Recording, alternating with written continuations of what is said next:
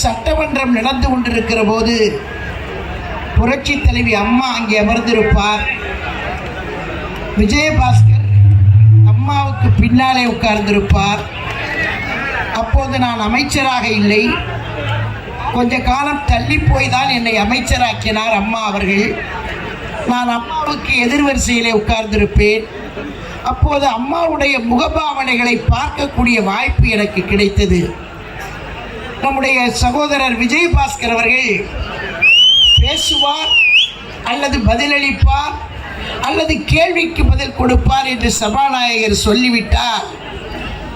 அம்மா அவர்கள் உட்கார்ந்திருப்பவர் கொஞ்சம் அசைந்து உட்கார்ந்து அந்த பேச்சை கேட்பதற்கு ஆர்வத்தோடு ரசிப்பார்.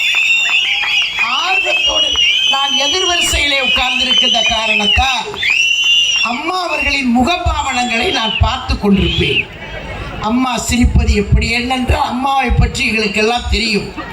சிரிக்கிறார் என்று சொன்னால் ரொம்ப பிரியமாக இருக்கிறார் என்ற அர்த்தம். ஆக அவர் பேசுகிற போதெல்லாம் பல நேரங்களிலே குலுங்கி குலுங்கி சிரித்த காட்சியெல்லாம் நான் பார்த்தேன். அவர் கதை சொல்லுவார். சட்டமன்றத்திலே ஒவ்வொரு தடவையும் அம்மா உட்கார்ந்திருக்கிற போது அந்த கதையெல்லாம் எனக்கு ஞாபகம் வரவில்லை, பழையதெல்லாம் எடுத்து படிக்க வேண்டும். அவர் சொல்லுவார்.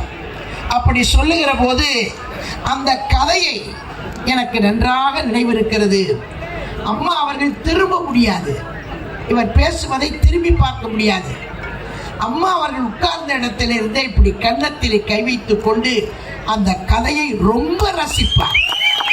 நான் பார்த்திருக்கிறேன். இதையெல்லாம் சொல்லுவதற்கு காரணம், அவர் எதை செய்தாலும் சிறப்பாக செய்யக்கூடியவர்.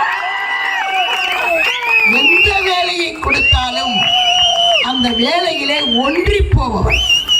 அண்ணன் எடப்பாடியார் அவர்களுக்கும் தெரியும் எந்த வேலையை யாரிலே கொடுத்தால் சிறப்பாக செய்ய முடியும் என்று அண்ணன் எடப்பாடியார் அறிவார்.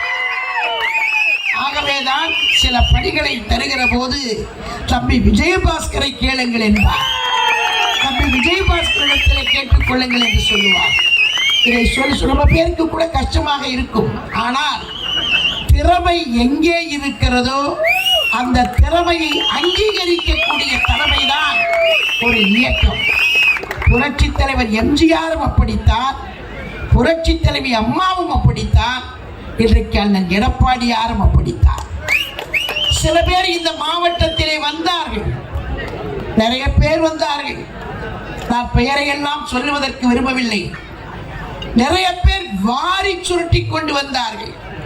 ஆனால் இன்றைக்கு அவர்கள் எல்லாம் எங்கே இருக்கிறார்கள் என்று தேட வேண்டும். இல்லை என்றால் தொலைக்காட்சியிலே அவ்வப்போது வருவார்கள், அவ்வளவுதான்.